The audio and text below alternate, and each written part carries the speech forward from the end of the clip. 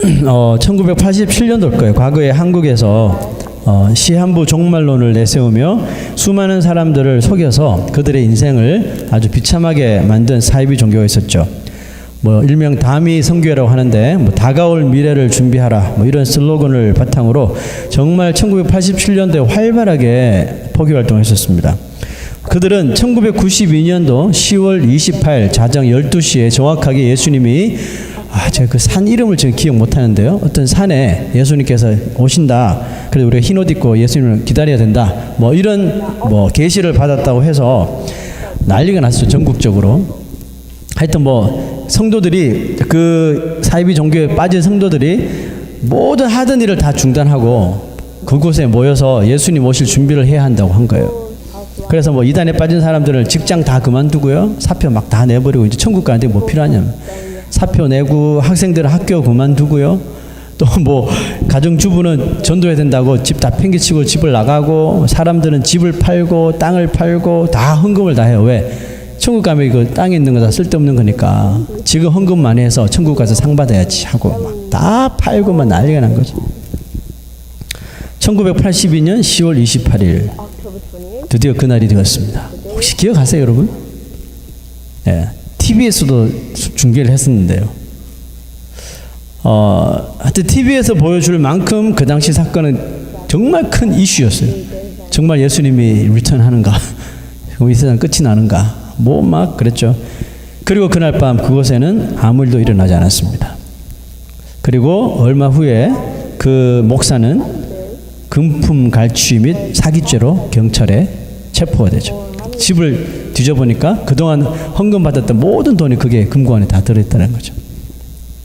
자, 성경은 이들의 문제가 여러분 뭐죠? 이들의 문제가 두 가지인데 제일 큰 문제는 자기들 마음대로 성경에도 없는 말씀, 그래 예수님이 언제 오실지 그 날짜를 받고 장소까지 정확하게 다 했다는 것.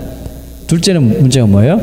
하나님의 말씀에 대하여 사람들이 너무 무지했다는 거예요. 이거 성경만 한번 읽어보면 금방 답이 나오는 건데도 이걸 믿지 못하고 그 사람 말을 믿으면서 그렇게 미혹됐으니까 참 말씀에 너무 무지했다는 것이죠.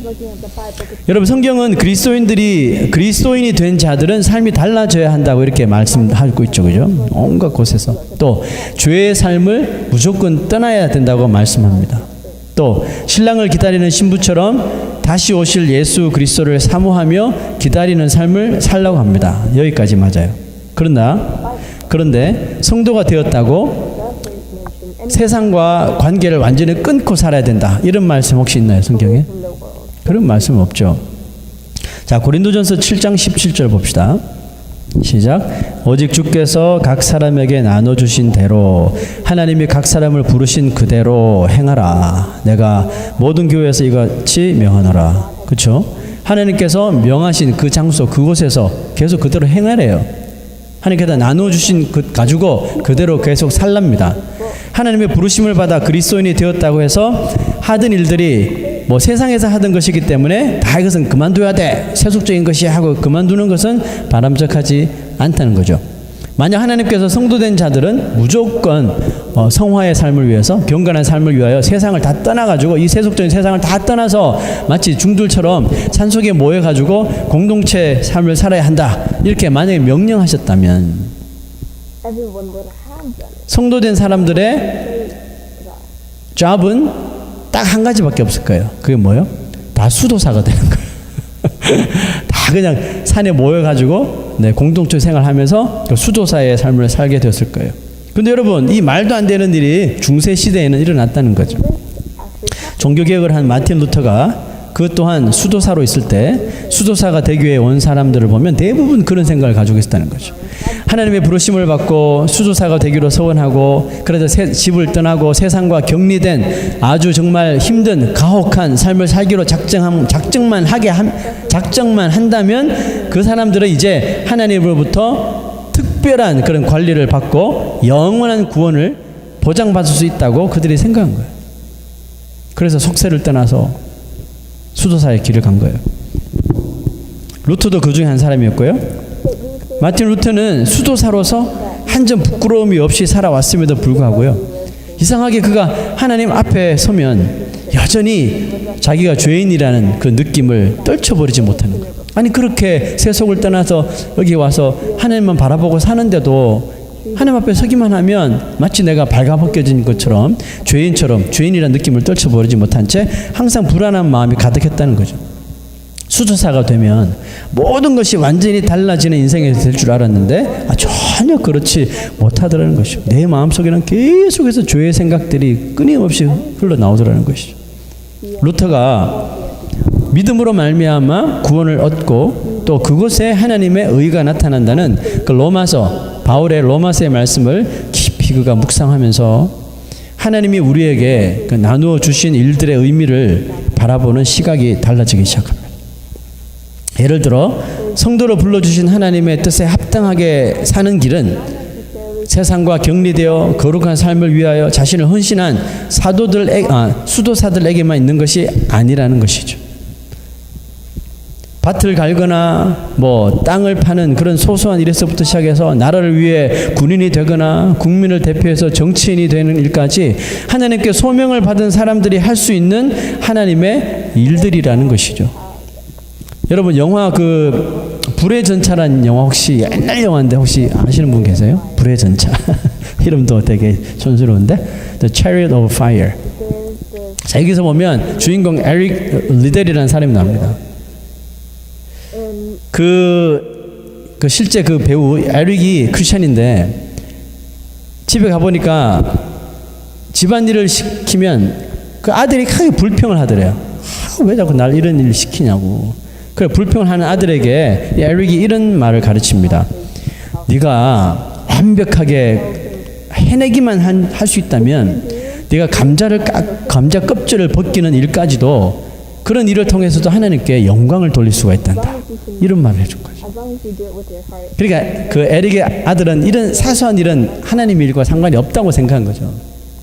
여러분 하나님은 이 세상을 창조하신 분이죠. 믿으십니까? 하나님이 만드신 이 세상을 사랑하시겠죠. 그리고 사랑하는 우리 성도들을 통해서 이 세상을 더욱더 사랑하기를 원하시는 거예요. 하나님께서 어떤 방식으로 이 세상을 사랑하시고 또 보호하시며 지키신다고 생각하세요? 하나님의 능력과 하나님의 천사들의 도움으로도 할 수 있지만 하나님은 시간이 오래 걸리고 힘들더라도 하나님의 종인 그리스도인들을 통해서 이 일을 하도록 하시는 거예요. 그래서 이 일을 하도록 하기 위해서 하나님께서 우리 인간들에게 뭘 주셨어요? 재능을 주시고 능력을 주시고 각기 다른 은사들을 주시는 거죠. 그것을 통해서 서로 잘 섬기고 사랑하기를 원하시는 거죠. 그런데 죄인된 인간 스스로는 여러분 이게 돼요 안 돼요? 잘 안 되죠. 그래서 섬기기보다 높아지려고 하고 사랑하기보다 더 가지려고 하는 것입니다. 그러므로 성도가 이 세상에서 어떤 일을 하든지, 물론 죄 짓는 일 빼고요, 어떤 일을 하든지 그 일이 하나님이 나에게 주신 것이구나 이런 믿음을 가지고 살아간다면 하나님은 그 성도의 삶을 통해서 세상이 하나님의 마음에 대하여 더 알아가도록 하시는 것입니다. 그래서 오늘 본문 말씀은 그리스도인이 된 자들이 우리가 2주 동안 보았죠. 남편의 사명, 아내의 사명, 자녀와 부모의 사명과 더불어서 이제 세상에 나가서 하는 일을 통해서 감당해야 할 그 미션, 사명이 무엇인가를 말씀하고 있습니다. 바울은 특별히 그 시대적 상황에 따라 그때의 사회에서 일반적으로 통용이 되었던 주인과 종의, 그러니까 주인과 노예의 관계를 통해서도 설명을 하고 있는데요. 이것을 요즘식으로 말하면 우리가 직장에 나가서 일할 때 자기보다 높은 직위에 있는 사람을 어떻게 대해야 되는가, 아니면 그 반대의 경우는 또 우리가 그리스도인들이 어떻게 행동해야 되는지에 대해서 말하고 있습니다. 자, 5절에서 7절까지 한번 쭉 살펴볼게요. 자, 5절. 종들아 두려워하고 떨며 성실한 마음으로 육체의 상전에게 순종하기를 그리스도께 하듯 하라. 혹시 직장에서 직장에서 뭐라 부르죠? 상사와 이렇게 다툼이 있으신 분은 이 말씀을 들으면 화가 더 나겠죠. 자, 육체의 상전에게 순종하기를 그리스도께 하듯 하라. 다음 구절요. 눈가림만 하여 사람을 기쁘게 하는 자처럼 하지 말고 그리스도의 종들처럼 마음으로 하나님의 뜻을 행하고. 꽤 찔리죠. 다음 7절 시작. 기쁜 마음으로 섬기기를 주께 하듯 하고 사람들에게 하듯 하지 말라.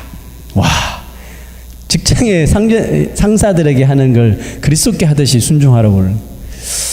먼저 여러분 이제 우리 뭐 직장생활 하시는 분들은 이 메시지를 보면 고개가 이렇게 저어져요, 아니면 이렇게 저어져요? 이렇게 저어지겠죠. 솔직히 이런 마음 자세로 직장생활 하는 그리스도인이 있겠습니까, 없겠습니까? 어딘가에 있을 거예요. 저기 어딘가에 있을지 몰라요.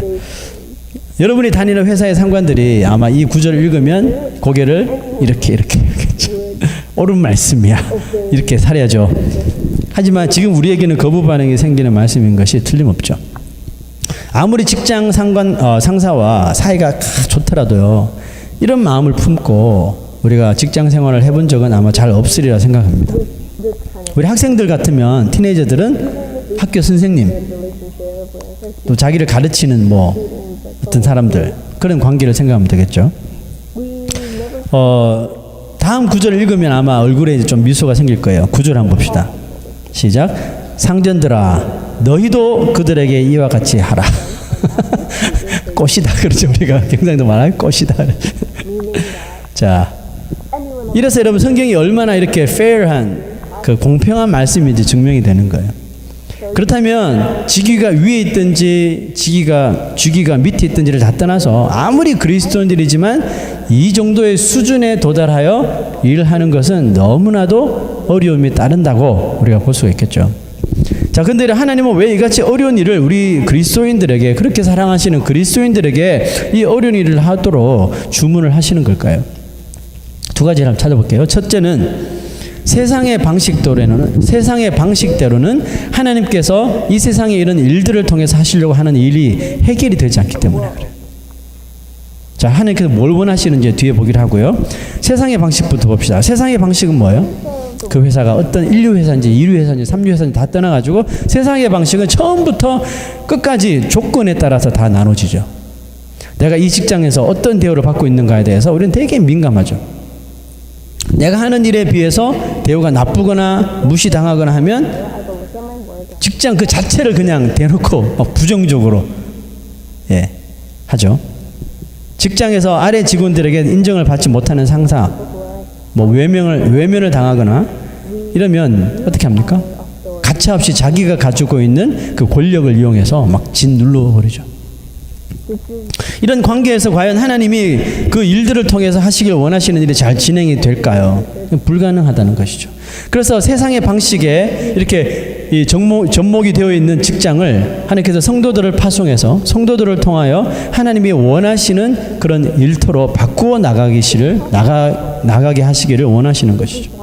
자, 그러면 하나님이 원하시는 이 일터의 모습 어떤 걸까요? 하나님께서 원하시는 이 세상의 모든 워크플레이스의 모습은 뭐예요? 서로 섬기고 서로 사랑하는 거죠. 뭐 학교도 마찬가지겠죠. 스쿨도 마찬가지죠. 가정도 마찬가지겠죠. 여러분, 현대의 직장에서 윗사람이나 아랫사람이나 뭐 어떤 전문적인 일을 할지라도 그들의 사람들의 마음속에 일반적으로 자리 잡고 있는 그 일에 대한 가치관이 뭐예요, 여러분? 일반적으로 보면 다 자기 하는 일을 돈벌이의 수단으로 여기는 경우가 많다는 거죠. 그렇죠? 먹고 살아야 되니까. 그러므로 돈이 안 되는 일, 또 돈과 관련이 없는 일에는 미안하지만 별로 무관심하게 되는 거죠. 그런 상황에서 하나님의 사랑을 논한다는 자체가 아무런 의미가 없게 되는 것이라는 거죠. 하나님은 성도들이 자신의 일터에서 그렇게 세상 방식으로만 사는 것을 원치 않으신다고요. 하나님은 그래서 성도들을 보내셔서 그곳에 있는 사람들이 가지고 있는 일에 대한 그 세상적인, 세속적인, 인간적인 이런 인식을 바꾸어 나가게 하시는 것입니다. 여러분, 그리스도인들이 직장에서 오늘 읽었던 이 구절처럼 5절에서 9절에 있는 말씀을 내가 오늘 이 말씀을 보고 변화를 받았어. 세상에서 난 이제 이렇게 살 거야 라고 이 말씀을 실천하기 시작한다고 한번 가정해 보세요. 내일부터 직장에 큰 변화가 일어나겠죠. 천만의 말씀. 아무런 변화도 일어나지 않습니다. 아무런 변화도 일어나지 않습니다. 그러나 이 일이 하루에 끝나지 않고 이틀이 되고 일주일이 되고 한 달이 되고 1년이 되고 이게 시간이 길어지면 길어질수록 제가 장담합니다. 그곳에 변화는 일어나게 되어 있습니다. 예수님은 하나님의 나라에 대해 설명하실 때 항상 이 말씀을 하셨어요. 요한복음 12장 24절 보세요. 시작. 하늘에 밀이 땅에 떨어져 죽지 아니하면 하늘 그대로 있고 죽으면 많은 열매를 맺느니라. 씨앗 하나가 땅에 덩그러니 떨어진다고 당장 그 밭에 어떤 엄청난 변화가 일어나던가요? 절대 일어나지 않습니다. 그러나 그 씨가 땅 속에서 자신이 그냥 묻혀졌을 때, 자기 몸이 찢어지고 그것에서 루트가 생길 때, 그 씨앗으로 인하여 결국은 시간이 지남과 동시에 밭의 모습이 열매가 가득한 밭으로 변화되는 것이죠. 이게 천국의 방식이라는 것이죠. 팀 켈러 목사님이 자신만을 위하지 말고 하나님과 이 세상을 위해 땀방울 흘리라고 이런 말을 했습니다. 자신만을 위해서 땀 흘리는 게 아니라 하나님과 이 세상을 위해서도 땀을 흘리면서 일하라는 거죠. 성도들에게.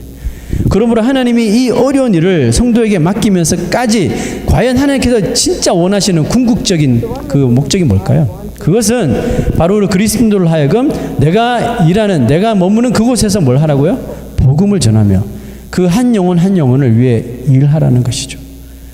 우리 그리스도인들에게 일은 그래서 어떤 것이든지 중요한 것이에요. 그 사람이 의사든지 뭐 선생이든지 뭐 군인이든지 뭐 보통 직장인이든지 예술가든지 학생이든지 운동선수든지 뭐 가정주부든지 뭐 어떤 일일지라도 하나님은 성도들을 통하여 그곳에 자기가 발붙이고 있는 그곳에 The movement of spirit, 영적인 구령 운동이 일어나기를 원하시는 거예요.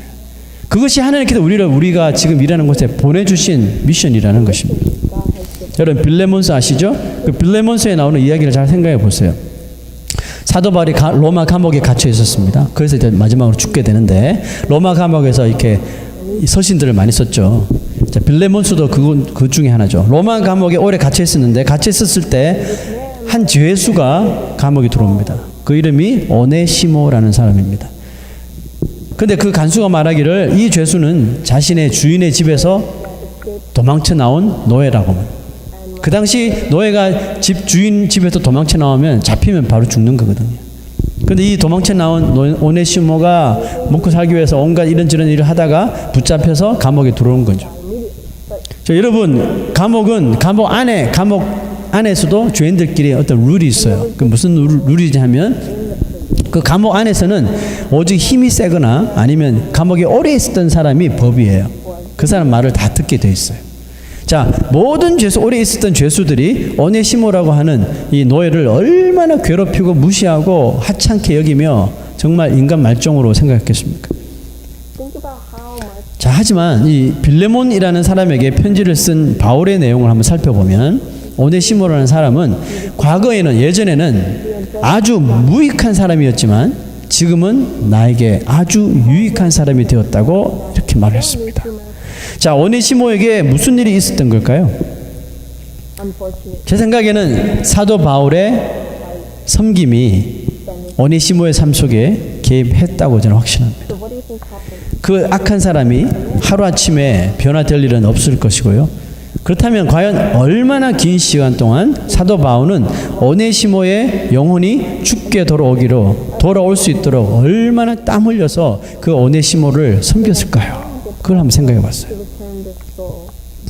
자, 9절 다시 한번 보세요. 9절. 상전들아 너희도 그들에게 이와 같이 하고 위협을 그치라. 이는 그들과 너희의 상전이 어디에 계시고요? 하늘에 계시고 그에게는 하나님께는 사람을 외모로 취하는 일이 없는 줄 너희가 알미라. 자, 여러분 바울은 감옥에 있었던 시간이 오네시모보다 훨씬 길었어요. 그러니까 오네시모보다 높아요, 낮아요? 당연히 감옥 안에서는 바울이 짱이었습니다.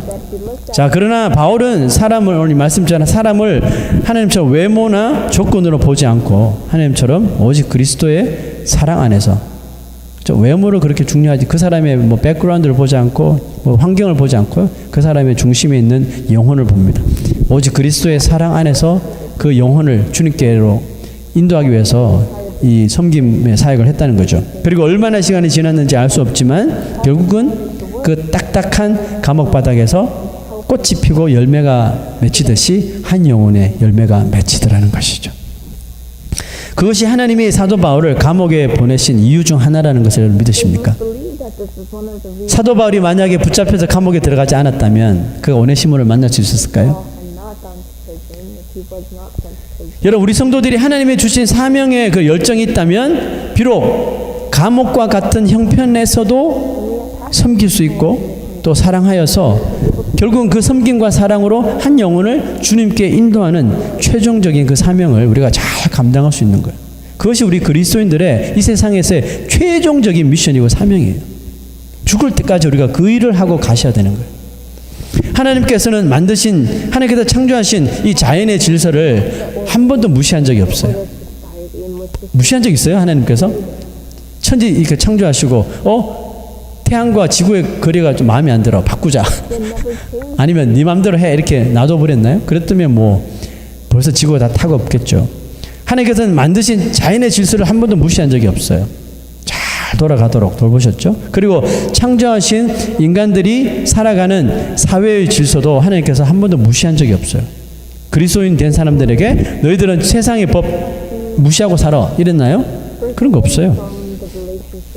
그러므로 그리스도인이 되었다는 사실이 이제 거룩한 삶을 위하여 세상에 속한 나라나 뭐 사회나 정치, 경제, 뭐 문화, 뭐 이런 모든 것들과 성도가 되자마자 관계를 다 끊어야 한다.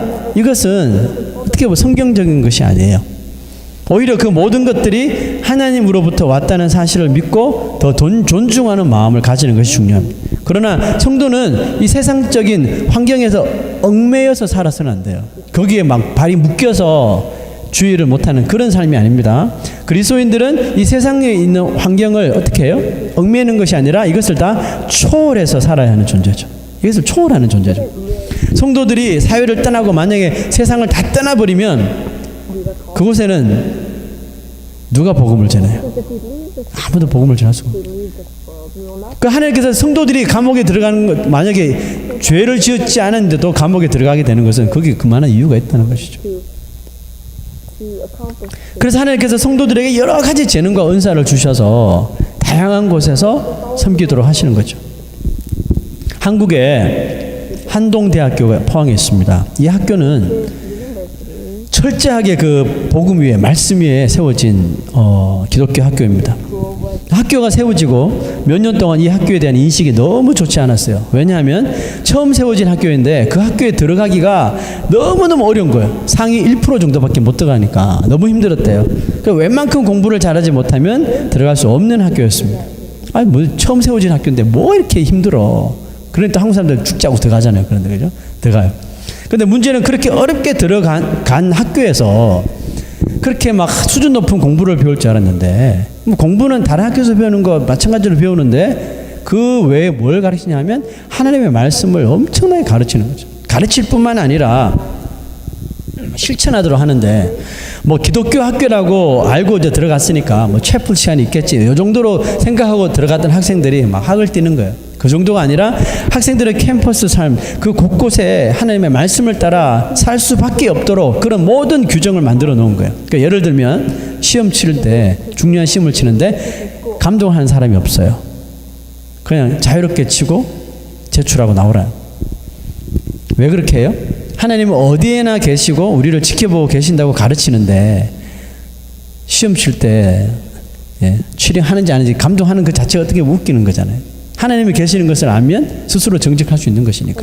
성경은 그렇게 가르치면서 시험 칠 때는 감동을 하고 있는 자체가 되게 넌센스한 거잖아요. 그러니까 이걸 성경대로 이렇게 사는 방법을 가르치는 거예요. 실제적으로. 자 그렇게 했더니 학생들이 막 치링하는 학생들이 막 있고 한 거예요. 때는 이때다 싶어서 막 그랬더니 치링 안 하는 학생들이 공부만 열심히 했던 학생들이 막 컴플레인하고 막 난리가 난 거죠.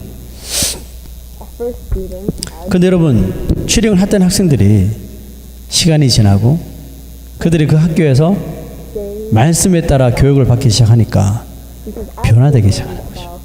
처음에는 쟤들이 치링 안 한 애들이 멍청이고 내가 똑똑한 줄 알았는데 알고 봤더니 내가 멍청한 애고 쟤들이 똑똑한 애들이라는 것이 그게 삶의 가치관이 바뀌어지더라는 것이죠. 그래서 얼마 지나지 않아 그런 치링을 하는 학생들이 다 없어지더라는 것입니다. 자동적으로. 그 학교에서 배우는 것이 다 이런 식이었대요. 그런데 그 학교가 유명해지기 시작한 것은 그 학교가 세워지고 5년이 지났을 때라고 합니다. 자, 그것은 정확하게 그 학교가 세워지고 첫 졸업생들이 나와서 졸업생들이 직장에 들어가서 1년을 지난 후부터 이 학교에 대한 그 레퓨테이션이 바꿔지기 시작합니다. 그 학교를 졸업한 우수한 학생들이 각자 자기 직장에 들어갑니다. 직장에 들어가서 1년 동안 직장 생활하면서 그 직장을 바꿔놓기 시작하는 거예요. 거기서도 학교에서 배운 대로 하는 거예요. 누가 보든지 누가 보지 않든지. 아까 우리 성경 그 구절대로요. 눈 가리만 하여 사람을 기쁘게 하는 그런 게 아니라 하나님이 보고 계시니까 무슨 일을 하더라도 정직하게 하는 거예요. 정직하게 하고 경건하게 직장 생활을 하니까 처음에는 막 사람들이 무시하기 시작하죠.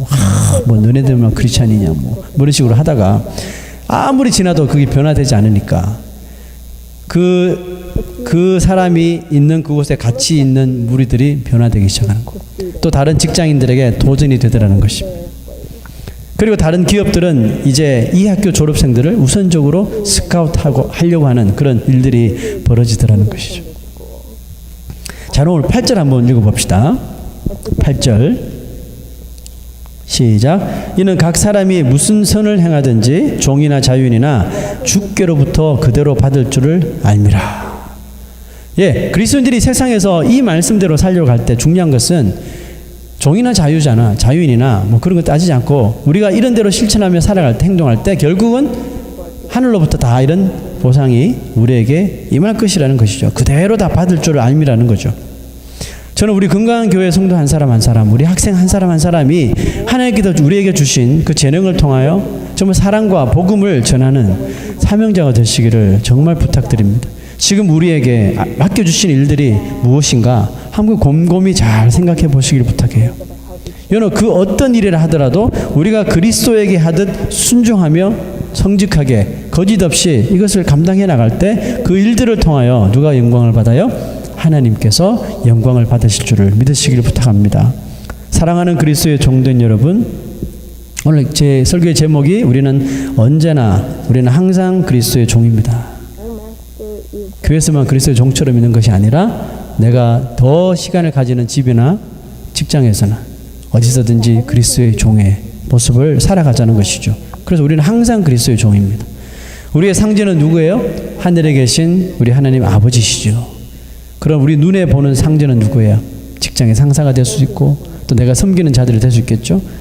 우리는 절대로 외모로 취하지 않으시는 하늘의 상징이신 하나님이 날마다 순간마다 우리 한 사람의 모든 행동을 지켜보고 계신다는 것을 우리가 잘 믿으시고요.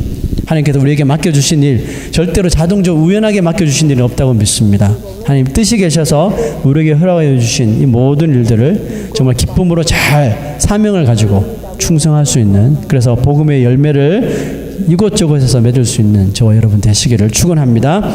기도하겠습니다. 좋으신 하나님,